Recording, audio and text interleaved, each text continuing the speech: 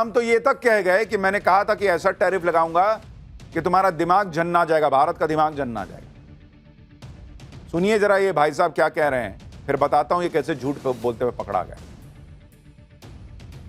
Just like India and Pakistan were going to end up in a nuclear war if I didn't stop them. You know, it's sort of strange. I saw they were fighting. Then I saw 7 jets were shot down. 7, maybe more than that. They didn't even report the real number. And I'm talking to a very terrific man, Modi of India. And I say, what's going on with you in Pakistan? Then I'm talking to Pakistan on trade. I said, what's going on with you in India? And the hatred was tremendous. Now, this has been going on for a hell of a long time, like sometimes with different names for hundreds of years. But I said, what's going on? I said, I don't want to make a trade deal. No, we want to make trade deal. I said, no, I don't want to make a trade deal with you. You're going to have a nuclear war. You guys are going to end up in a nuclear war. And that was very important to them. I said, call me back tomorrow, but we're not going to do any deals with you, or we're going to put tariffs on you that are so high. You were there, Howard, right? Yep.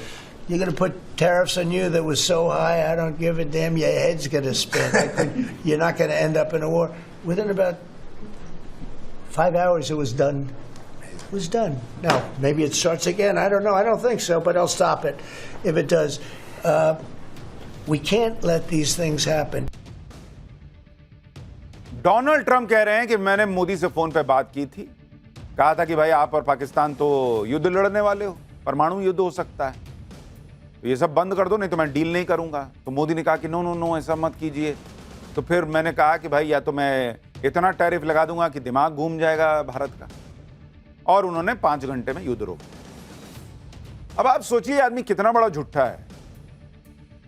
Narendra Modi इसके पहले भारत का विदेश मंत्रालय बयान जारी करके कह चुका कि नरेंद्र मोदी ने जब डोनाल्ड ट्रंप से बाद में फोन पे बात की थी, जब डोनाल्ड ट्रंप उनको अमेरिका बुला रहे थे, तब मोदी ने क्लियर कह दिया था कि मेरी आपकी कोई बात नहीं हुई थी, मेरी जेडी वेंस से बात हुई थी, और जेडी वेंस ने कहा था कि पाकिस्तान बड़ा अटैक करने वाला है, तो मैंने कहा था कि और फोड़ दूंगा।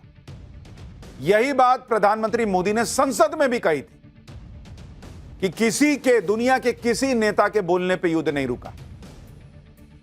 तो ट्रंप से तो बात की बात ही नहीं थी, लेकिन ट्रंप आज ये नया माल लेके आया कि मेरी मोदी से बात हुई थी। और एक और लॉजिकल बात सोचिए, कह रहे हैं कि मैंने कह दिया कि मैं टैरिफ लगा दूंगा तो एकदम से 5 घंटे में युद्ध रुक गया। उसी टैरिफ के लिए नरेंद्र मोदी ने 5 घंटे में सीज फायर कर लिया इनके हिसाब से, जिस टैरिफ को 50% इन्होंने भाई साहब ने बढ़ा के कर दिया, और मोदी बात करने को तैयार नहीं है, मोदी झुकने को तैयार नहीं है, भारत झुकने को तैयार नहीं है। तो अभी भारत झुकने को तैयार नहीं है और तब जो है सीज फायर करने को तैयार हो गया, तो कौन विश्वास करेगा इस आदमी पे? कभी कहते हैं 5 प्लेन गिरा, कभी कहते हैं 7 कह रहा, कहता है, कभी कह रहे हैं कि भाई कितना गिरा पता नहीं, कितना भी हो सकता है। एक्चुअली डोनाल्ड ट्रंप ये सब बार बार बोल रहे हैं, लेकिन इस बार उन्होंने मोदी का नाम भी जोड़ दिया कि फोन पे बात हुई, और भारत बार बार क्लियर कर चुका है कि ट्रंप से कोई बात नहीं। फिर भी ट्रंप नया दावा करने लगे कि उन्होंने तो ऑपरेशन सिंदूर के दौरान पीएम मोदी से बात की। अब डोनाल्ड ट्रंप के इस दावे को उनकी बौखलाहट से जोड़कर देखा जा रहा है, क्योंकि कल से ही ये खबरें चल रही हैं कि डोनाल्ड ट्रंप ने 4 बार पीएम मोदी से फोन पर बात करने की कोशिश की, लेकिन पीएम मोदी ने ट्रंप से बात ही नहीं की। यह दावा जर्मनी के एक अखबार ने किया। कल से यह खबर अंतर्राष्ट्रीय जगत में छाई हुई थी कि अरे यार, अमेरिका के ट्रंप की तो बड़ी बेइज्जती कर दी मोदी ने, बात ही नहीं कर रहे हैं वो। जाहिर है यह सुनकर हर कोई हैरान होगा कि पीएम मोदी ने 4 बार ट्रंप को इग्नोर मार दिया। यह खबर डोनाल्ड ट्रंप के लिए भयंकर बेइज्जती वाली, क्योंकि ट्रंप तो खुद को दुनिया का बॉस बताते हैं, लेकिन दुनिया के बॉस को नरेंद्र मोदी भाव नहीं दे रहे, और यह खबर एक्सपोज हो गई। जैसे ही यह खबर वायरल हुई, उसके कुछ ही घंटे में ट्रंप ने दावा किया कि मैंने तो मोदी से बात की थी, मैं तो धमका रहा था, मैंने तो कह दिया था कि दिमाग घूम जाएगा तुम लोगों का, इतना टैरिफ लगा दूंगा। यानी ट्रंप अपनी बेइज्जती से बचने के लिए अब यह दावा कर रहे हैं कि मैंने मोदी से बात की थी। तो इतने दिन में नाम लेके क्यों नहीं बोले कि मैंने मोदी से बात की थी? और चूंकि यह आदमी झूठ बोल रहा है, इसलिए इसने बयान देते देते बीच में बगल वाले से भी बोला कि तुम थे ना वहां पे। कभी किसी बड़े राष्ट्राध्यक्ष को ऐसे बोलते देखेंगे, तुम थे ना वहां पे? ट्रंप को लग गया कि दुनिया में मेरी बेइज्जती हो रही है कि मोदी फोन नहीं उठा रहे मेरा, तो एक काम करता हूं, मैं मोदी को बता देता हूं कि मैंने मोदी को ऐसा कर दिया, वैसा कर दिया। क्योंकि अगर ऐसा किए थे तो पहले बोलते। आप यह भी देखिए कि डोनाल्ड ट्रंप ने सीज फायर पर नया सनसनीखेज बयान उस वक्त दिया है जब भारत पर 50% टैरिफ लागू हो, लेकिन नरेंद्र मोदी झुके नहीं। जब दुनिया को यह मैसेज चला गया कि ट्रंप का टैरिफ कोई ब्रह्मास्त्र नहीं है कि उससे हर देश डर ही जाएगा, जब भारत और अमेरिका के बीच ट्रेड डील रुक गई है और इस डील को रुकने का भारत ज्यादा लोड नहीं ले रहा, ट्रंप ने ऐसे वक्त में मोदी को टारगेट करने वाला बयान दिया। जब ट्रंप के विरोध के बावजूद पीएम मोदी ने रूस से तेल खरीदना बंद नहीं किया, उल्टे वो रूस से दोस्ती गहरी कर रहे हैं। जब पीएम मोदी ट्रंप की टेंशन बढ़ाते हुए एससीओ मीटिंग में चीन जा रहे हैं, इसलिए ट्रंप का नया बयान उनकी बौखलाहट का सबूत है, क्योंकि वो तो बड़ी बड़ी डींगे हाँक रहे थे। लेकिन सवाल यह है कि ट्रंप झूठ बोल रहे हैं, ट्रंप डींगे हाँक रहे हैं, ट्रंप लंबा लंबा फेंक रहे हैं, राहुल गांधी क्यों उसमें फंस रहे हैं? राहुल गांधी को हर वक्त क्या मोदी को घेरने के लिए कुछ मौका चाहिए? अभी देश की ना बात है बॉस। राहुल गांधी नहीं कह सकते थे कि मेरे देश का प्रधानमंत्री संसद में बोल दिया जी ट्रंप, तुम झूठे ना बोल रहे हो फिर। लेकिन वो तो तुरंत आ गए कि नहीं, ट्रंप ने बोला सुन मोदी तू क्या कर रहा है, इस तरह की भाषा बोलने लगे। इसलिए ट्रंप ने अपने नए बयान से यह साबित करना चाहा कि वो नरेंद्र मोदी को झुका सकते हैं, झुकाकर दिखाया भी। उनका टैरिफ वार कमजोर नहीं है, वो इस हथियार से मोदी को डरा चुके हैं। कोई उनका फोन ना उठाए ऐसी हिम्मत किसी की नहीं। लेकिन ट्रंप अब जितने भी दावे कर लें, कुछ भी बोल लें, गाड़ी प्लेटफॉर्म से छूट चुकी है। दुनिया देख चुकी है कि मोदी ट्रंप के आगे झुके नहीं, भारत झुका नहीं, उल्टे भारत ने ट्रंप को तगड़ा जवाब दिया। लेकिन भारत में तो उल्टा हिसाब चल रहा है। नरेंद्र मोदी से दुश्मनी के चक्कर में इंडी गठबंधन ट्रंप की बातों को फैलाने में जुट गया, जबकि यह बात सबको पता है कि ट्रंप हवाबाजी करते हैं। ऑपरेशन सिंदूर को करीब 3.5 महीने बीत चुके हैं, लेकिन ट्रंप वही घिसे पिटे पुराने बयान दे रहे हैं। यह सब जानते हुए भी इंडी गठबंधन उनके बयानों के भाव बढ़ाकर भारत के हितों को नुकसान पहुंचाने में लगा है। जबकि यह वक्त एक साथ खड़े होकर ट्रंप की दादागिरी का बतौर नेशन मुंहतोड़ जवाब देने का वक्त, क्योंकि टैरिफ की लड़ाई मोदी और ट्रंप के बीच की कोई पर्सनल लड़ाई नहीं है, यह पूरे देश की लड़ाई है। लेकिन इंडी गठबंधन यहां भी पॉलिटिक्स की गाड़ी दौड़ा रहा है। ट्रंप के नए बयान का वीडियो शेयर करते हुए अखिलेश यादव ने सोशल मीडिया पोस्ट में कहा कि इन्होंने तो भाजपाइयों के मुंह पर भी टैरिफ लगा दिया। इसी तरह आम आदमी पार्टी ने भी ट्रंप के नए बयान का वीडियो शेयर किया और नरेंद्र मोदी को घेरते हुए कहा कि ट्रंप भारत पाकिस्तान जंग रोकने की बात कई बार कह चुके हैं। इसके अलावा उन्होंने भारत के लिए न जाने क्या क्या कहा है, लेकिन आपकी जुबान से एक शब्द तक नहीं निकला। मोदी जी, आखिर आपकी ऐसी क्या मजबूरी है? ये कौन सा शब्द सुनना चाहते हैं? देश का प्रधानमंत्री संसद में खड़े होकर बोल रहा है, इनको सुनाई नहीं दे रहा है आम आदमी पार्टी वालों को। अच्छा, कांग्रेस ने तो आज यह कहकर मोदी को घेरा कि उनकी दोस्ती की सजा भारत भुगत रहा है। कांग्रेस ने पीएम मोदी और ट्रंप का एक पोस्टर जारी करते हुए कहा कि दोस्ती करें मोदी, भुगते पूरा देश। यानी कांग्रेस यह दिखाने की कोशिश कर रही है कि नरेंद्र मोदी की ट्रंप की दोस्ती की वजह से ट्रंप भारत पर टैरिफ लगा रहे हैं। कांग्रेस इसे पीएम मोदी का पर्सनल फेलियर बता रही, जबकि यह बात सबको पता है कि ट्रंप यूक्रेन युद्ध न रुकवा पाने की बौखलाहट में भारत को टारगेट कर रहे हैं। कांग्रेस कह रही है दोस्ती करें मोदी, भुगते पूरा देश। अच्छा चलिए, इनके लॉजिक के हिसाब से नरेंद्र मोदी ने ट्रंप से दोस्ती की, इसलिए ट्रंप ने भारत पर टैरिफ लगा दिया। जिनपिंग ने दोस्ती की थी इसलिए लगा दिया। दुनिया के बाकी देशों ने दोस्ती कर ली इसलिए लगा दिया। क्या खाली भारत पर टैरिफ लगाया हुआ है? हां, भारत पे एक्स्ट्रा लगाया क्योंकि भारत इनके सामने झुकने को तैयार नहीं। इसमें पर्सनल दोस्ती का मामला क्या है? ऐसा नहीं है कि ट्रंप ने सिर्फ भारत पर टैरिफ लगाया, 70 से ज्यादा देशों पर टैरिफ लगाया, लेकिन कांग्रेस पार्टी यहां भी लग गई। आप देखिए कि इधर कांग्रेस टैरिफ को लेकर पीएम मोदी को टारगेट कर रही है, उधर दुनिया के दूसरे देश मोदी पर यह भरोसा जता रहे हैं कि वो संभाल लेंगे। जैसे फिजी के प्रधानमंत्री हाल ही में भारत के दौरे पर आए थे, उन्होंने ट्रंप के टैरिफ को लेकर पीएम मोदी से कहा था कि कोई आपसे बहुत खुश नहीं है, कोई व्यक्ति आपसे बहुत खुश नहीं है। उन्होंने इशारा किया कि ट्रंप, मगर आप इतने ताकतवर हैं कि इन मुश्किलों को झेल सकते। मतलब बाहर के देशों को हम पे भरोसा है कि भारत झेल लेगा, भारत देख लेगा, मोदी देख लेंगे। अपने यहां नरेंद्र सरेंडर फैलाने में लगे हुए हैं। आप यह भी देखिए कि डोनाल्ड ट्रंप ने भारतीय प्रोडक्ट्स पर टैरिफ लगाकर एक तरफ से अमेरिका के बाजार भारत के लिए बंद करने की कोशिश की, लेकिन नरेंद्र मोदी ने भी ठान लिया कि अगर ट्रंप एक दरवाजा बंद करेंगे तो भारत और दरवाजे तलाश लेगा। ट्रंप के डबल टैरिफ से भारत के टेक्सटाइल गारमेंट एक्सपोर्ट पर असर पड़ेगा, लेकिन भारत अपने टेक्सटाइल एक्सपोर्ट को बढ़ाने के लिए 40 दूसरे देशों से बात कर रहा है। इसमें यूके है, जापान है, साउथ कोरिया है। ये तमाम ऐसे देश हैं, इसके अलावा और दूसरे देश, जहां की मार्केट में भारत अपने टेक्सटाइल एक्सपोर्ट को पुश करेगा। इसके अलावा रूस, Germany, Italy, Spain, Netherland, Poland, Belgium, UAE और ऑस्ट्रेलिया से भी बातचीत की जाएगी। इन देशों के सामने भारत अपने टेक्सटाइल इंडस्ट्री की अच्छी क्वालिटी, मजबूती और विश्वसनीयता को सामने रखेगा। ये 40 देश कुल मिलाकर करीब 51 लाख करोड़ की कीमत के टेक्सटाइल और अपैरल का इंपोर्ट करते हैं। इस वजह से इन देशों में भारत अपने टेक्सटाइल एक्सपोर्ट मार्केट को बढ़ा सकता है, जो मौजूदा वक्त में सिर्फ 5 से 6% है।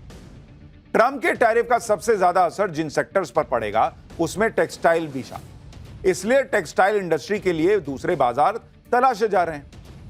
ट्रंप के टैरिफ वॉर से निपटने के लिए भारत ने यही रणनीति बनाई कि जो सेक्टर ज्यादा प्रभावित हैं, उनके लिए नए बाजार तलाशे जा रहे हैं। इसके लिए एक्सपोर्ट प्रमोशन काउंसिल्स को लगाया गया है। दुनिया के अलग अलग देशों की मार्केट में डिमांड और सप्लाई को देखा जा रहा है। इतना ही नहीं, अंतर्राष्ट्रीय एग्जीबिशन, ट्रेड फेयर्स में भारतीय प्रोडक्ट्स को बढ़ाया जाएगा। अलग अलग सेक्टर के लिए अलग अलग कैंपेन चलाया जाएगा। फ्री ट्रेड एग्रीमेंट्स का कैसे इस्तेमाल किया जाए, इसके लिए एक्सपोर्टर्स को गाइड भी किया जाएगा। ट्रंप के टैरिफ के प्रभाव को कम करने के लिए मोदी सरकार उन सेक्टर्स के प्रतिनिधियों से भी मुलाकात करेगी जो टैरिफ की वजह से सबसे ज्यादा प्रभावित है। इस हफ्ते कॉमर्स मिनिस्ट्री कई सारी मीटिंग्स करने वाली है। केमिकल्स, जेम्स और ज्वेलरी समेत इसके अलावा अलग अलग सेक्टर्स के एक्सपोर्टर्स को बुलाया जाएगा कि आओ भाई बताओ क्या क्या दिक्कत है, हम क्या मदद करें, कैसे एक्सपोर्ट को बढ़ाया जाए और इंडस्ट्री को टैरिफ के प्रभाव से बचाया जाए। इस पर इनसे चर्चा हो। भारत पर 50% टैरिफ लगने के बाद मोदी सरकार का पहला रिएक्शन भी आ गया। विदेश राज्य मंत्री कीर्तिवर्धन सिंह ने कहा है कि हमारी अर्थव्यवस्था बहुत मजबूत है, हमारी इंडस्ट्री बहुत मजबूत है और निश्चित रूप से हम अपनी जनता और देश को नुकसान नहीं होने देंगे। हम टैरिफ से निपटने के लिए जरूरी कदम उठा रहे हैं। विदेश राज्य मंत्री कीर्तिवर्धन सिंह ने कहा कि यह टैरिफ गलत है, क्योंकि जिस वजह से भारत पर टैरिफ लगाया गया है वो काम तो कई देश कर रहे हैं। उन्होंने कहा कि हमारे पास एक बड़ी जनसंख्या है जिसकी एनर्जी जरूरतों को भी देखना जरूरी है। ट्रंप टैरिफ लगाकर भी भारत को झुका नहीं पाए, तो वो दूसरे तरीके तलाशने में जुट गए। अब कुछ बातें ऐसी भी चलने लगी सोशल मीडिया पर कि भारत को सबक सिखाने के लिए H-1B वीजा को खत्म कर देना चाहिए। अमेरिका के वाणिज्य सचिव हावर्ड ल्यूटनिक ने H-1B वीजा को स्कैम करार दे दिया। उन्होंने कहा कि मौजूदा H-1B वीजा सिस्टम एक घोटाला है जो विदेशी कर्मचारियों को अमेरिकी नौकरियों के अवसरों को भरने का मौका देती है। अमेरिकी कर्मचारियों को नियुक्त करना सभी बड़े अमेरिकी व्यवसायों की प्राथमिकता होनी चाहिए। इसके अलावा ल्यूटनिक ने डोनाल्ड ट्रंप की गोल्ड कार्ड योजना का भी जिक्र किया और कहा कि सिर्फ उन्हीं धनी विदेशियों को अमेरिकी निवास दिया जाएगा जो अमेरिका में $50 लाख का निवेश करें। ट्रंप की पार्टी के कुछ और नेता भी H-1B वीजा के खिलाफ बयान दे रहे हैं। सोशल मीडिया पे कुछ लोग भी लिखने लगे कि भारत अगर रशिया से तेल खरीदना बंद नहीं करता है तो इनका H-1B वीजा बंद करो। H-1B वीजा ना हुआ हलवा हो गया कि रातों रात बंद कर दो। ये इतना आसान नहीं है। H-1B वीजा हर किसी को अमेरिका नहीं देता कि भाई कोई भी आया उसको H-1B वीजा मिल गया। ये highly skilled, highly talented professionals को मिलता है। इसके लिए अमेरिका अपने यहां स्किल्ड प्रोफेशनल्स की कमी को पूरा करता है और इसमें भारत का टैलेंट पूल सबसे ज्यादा काम आता है। तो ऐसा नहीं है कि भारत पे कोई एहसान कर रहा है अमेरिका कि आओ आओ एक काम करो, आओ तुम वहां बैठे हो, आओ हमारे यहां नौकरी कर लो। भारतीय टैलेंटेड हैं और उनके पास वो हुनर है जिसकी अमेरिका में कमी है, इसलिए वहां उनको नौकरी मिलती है और उससे जितनी लागत में अमेरिका वाला जितना नवाबी झाड़ते हुए काम करेगा, उससे कम पैसे में भारतीय जो है वो तन मन धन लगा के काम करते हैं। H-1B वीजा जिन्हें मिलता है वो हाईली स्किल्ड प्रोफेशनल्स होते हैं जिसके लिए अमेरिकी कंपनियां अच्छा खासा खर्च भी करती हैं। इसलिए आप देखिए कि एक आम अमेरिकी कर्मचारी से कहीं ज्यादा सैलरी H-1B वीजा वालों को मिलती है।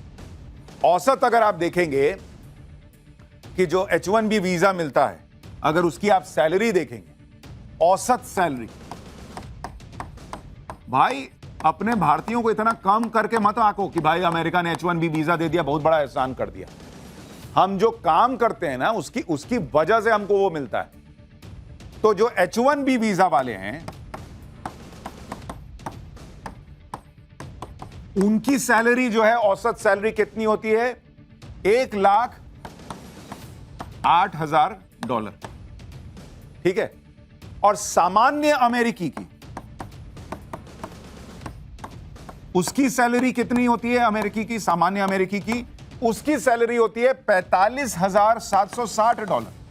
ये देख रहे हैं आप, इतना मैसिव डिफरेंस है, ऑलमोस्ट डबल से ज्यादा सैलरी मिल रही है H1B वीजा वर्कर्स को। क्यों? क्योंकि वो हाईली स्किल्ड लोग हैं। अगर इनकी जरूरत अमेरिकी कंपनियों को नहीं होती तो क्यों उन्हें अमेरिका में बुलाया जाता और क्यों इन पर इतना खर्च किया जाता? और ये क्या हवा में मिल जाएंगे आपको कि हाँ सब भारतीयों को उठाओ, इनका H1B वीजा कैंसिल करो, वापस भेज दो? काम कौन करेगा? ट्रंप के भतीजे काम करेंगे क्या वहां पे? आप ये भी देखिए कि साल 2022-23 में करीब 2,65,000 H1B वीजा जारी हुआ। इसमें से 78% वीजा भारतीयों को मिला। National foundation for American policy के मुताबिक हर एक H1B वीजा पोजीशन की भर्ती के साथ ही अमेरिका में 8 अतिरिक्त जॉब क्रिएट होती हैं। अमेरिका की दिग्गज टेक कंपनियां जिस पर अमेरिका इतना घमंड करता है, जैसे गूगल, माइक्रोसॉफ्ट, अमेजॉन, ये सब H1B वीजा के तहत आने वाले टैलेंट के भरोसे अपनी ग्रोथ करती हैं। इस H1B वीजा के जरिए जो टैलेंट प्रोफेशनल्स की भर्ती होती है, उसी से कंपनी को मुनाफा होता है, दायरा बढ़ता है उसका। इससे बाकी जॉब क्रिएट होती हैं, जैसे मार्केटिंग में, सेल्स में, कस्टमर सर्विस में। तो एक H1B वीजा अमेरिका देता है मान लीजिए भारतीय को, तो वहां अमेरिका में 8 नौकरी पैदा होती है, सेल्स में, मार्केटिंग में और दूसरी जगह पर, क्योंकि कंपनी का ग्रोथ होता है। तो भारतीय नौकरी खा नहीं रहे हैं, भारतीयों की वजह से कंपनियां मुनाफा कमा रही हैं, तो अमेरिकियों को नौकरी भी मिल रही है। H1B और L1 वीजा के जरिए भारतीय अमेरिका की इकोनॉमी में सालाना $1 बिलियन का कंट्रीब्यूशन करते हैं बॉस। भारत की आईटी इंडस्ट्री हर साल अमेरिका में 4 लाख डायरेक्ट और इनडायरेक्ट जॉब्स क्रिएट करती है और हर साल 5 बिलियन का टैक्स चुकाती है। अगर अमेरिका ने H1B वीजा पर सख्ती दिखाई तो इससे अमेरिका की इकोनॉमी को ही नुकसान होगा, क्योंकि अमेरिका की कंपनी में काम करने वाले H1B प्रोफेशनल्स अमेरिका की ही कंपनियों को आगे बढ़ा रहे हैं और रातों रात इनका कोई रिप्लेसमेंट नहीं मिल जाएगा। यानी भारत को दुश्मन बनाकर अमेरिका का काम चलने वाला नहीं है, यह मान के चलिए। अमेरिका को हर हाल में भारत का साथ चाहिए, भले ही आज टकराव है, लेकिन आखिर में भारत और अमेरिका को साथ मिलकर ही काम करना होगा। इसका एहसास ट्रंप के उन बड़बोले मंत्रियों को भी हो चुका है जो पहले भारत के खिलाफ उल्टे सीधे बयान दे रहे थे। अमेरिका के वित्त मंत्री के तेवर नरम पड़ने शुरू भी हो गए।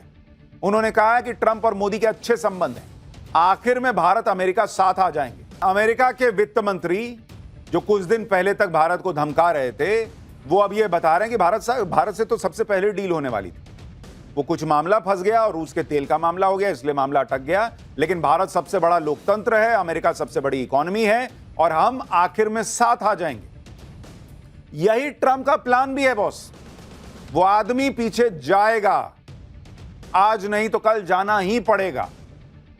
लेकिन अमेरिका को, ट्रंप को, इनको आदत नहीं है कि भारत जिस मजबूती से जवाब दे रहा है वैसे कोई जवाब नहीं, इसलिए ये लोग अलबला गए। इनको निकलने का रास्ता नहीं मिल रहा है।